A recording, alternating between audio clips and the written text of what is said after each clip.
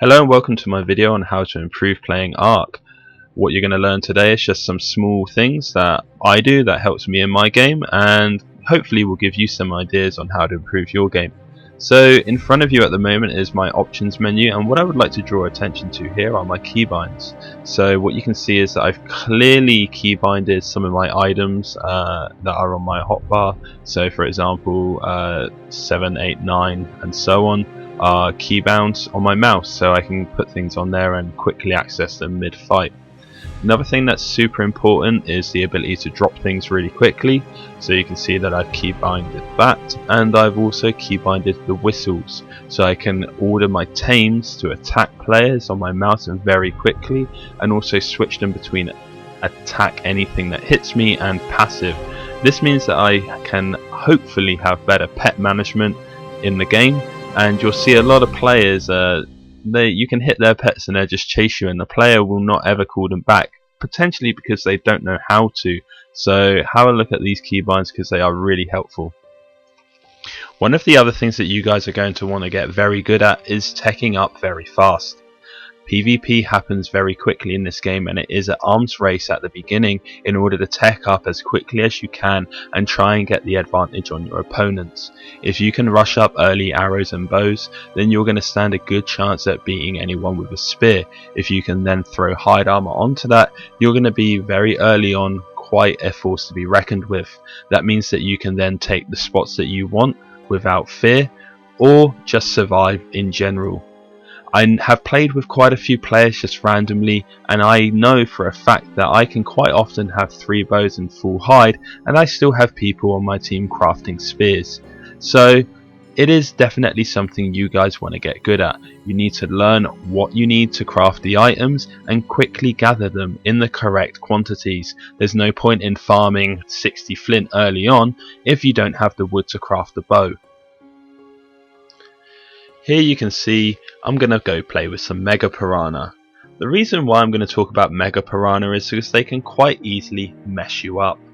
Mega Piranha are currently one of the hardest hitting things in the game, and you can see here that my tamed Carno is not even a match for a couple of them.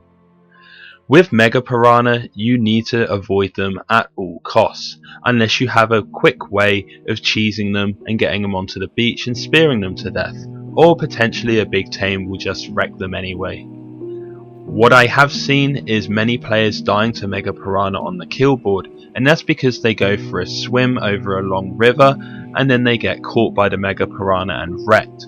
Even if you were to survive, quite often in that scenario you'd come out the other side very low on HP, and then you're probably going to get killed by something else. Alternative ways to cross a river and avoid Mega Piranha would include things like rock jumping and parachuting across. So let's talk a little bit about taming. The tame mechanic is based on hunger. When an animal goes unconscious, it will then become hungry. As its hunger increases, it will then start to eat the food that you provide it. What this means is that the earlier you can knock something unconscious is the earlier that you can then tame it. So what I like to do is, for example, this Spino here I knocked unconscious. I then went and collected lots of prime meat, and then I've travelled across. He's then very hungry because he hasn't eaten for a while, and then will eat maybe 1 or 2 prime meats in a row and then finish the rest off normally. This means that as long as you're knocking things unconscious early on, you're going to have some early big tames. So my priority when I'm doing this strategy is knock things unconscious, then look at farming the resources to tame them, not the other way around. So one of the things that I see a lot of players do is they go out and they tame lots of herbivores. Now early on a trike is fairly okay if you're going to go get some berries, but ultimately for your end game you're going to want carnivores. The difference between a herbivore and a carnivore is that a herbivore is probably only going to be good for one battle. They're very difficult to then heal up afterwards, which makes them a real pain. A carnivore is easy to force feed stacks of meat, which heal significantly more than a berry. What this means is that one stack of 20 meat on a remote use will heal 100 HP. That means that I can quickly level up the HP on a carnivore and then force feed him the meat and get him up to quite easily a couple of K or more HP, where a herbivore is never going to get that much HP quickly and easily. So when you're out playing the game, don't be afraid to attack other people. One of the things that I'm finding while playing Survival of the Fittest is people are not ready to be attacked at any time, especially the people who have decided to go for the gun strategy. As you can see, we're 24 minutes into a game and we come across a base that we've deliberately actually been looking for.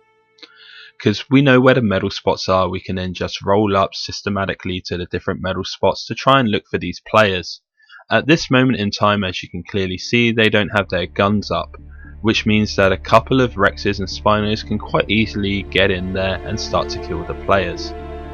Once we're in, we can then use their forges and the metal that they've been farming the entire game to then get ourselves the armor and guns that we would like, and potentially we can take over and continue with metal production, or we can just go look for some more players. Here you can see they get out of the base, but it isn't long until we mop them up. Then all we can do is have one person building the guns, the chitin armor and everything else that we would like using their materials that they've gathered, and another player can then continue to heal up our carnos ready for the next fight. So I hope that new players to ARK will find this video useful and they can apply some of the things here into their game and apply it to their strategies, and hopefully they're going to get better performance in the rankings when playing ARK Survival of the Fittest. If you want to check out some of my other videos which explain some of the different strategies used by players when playing ARK Survival of the Fittest, such as the gun rush or the dino tame strategy, check out some of my other videos, and there's more to come later. Thanks for watching.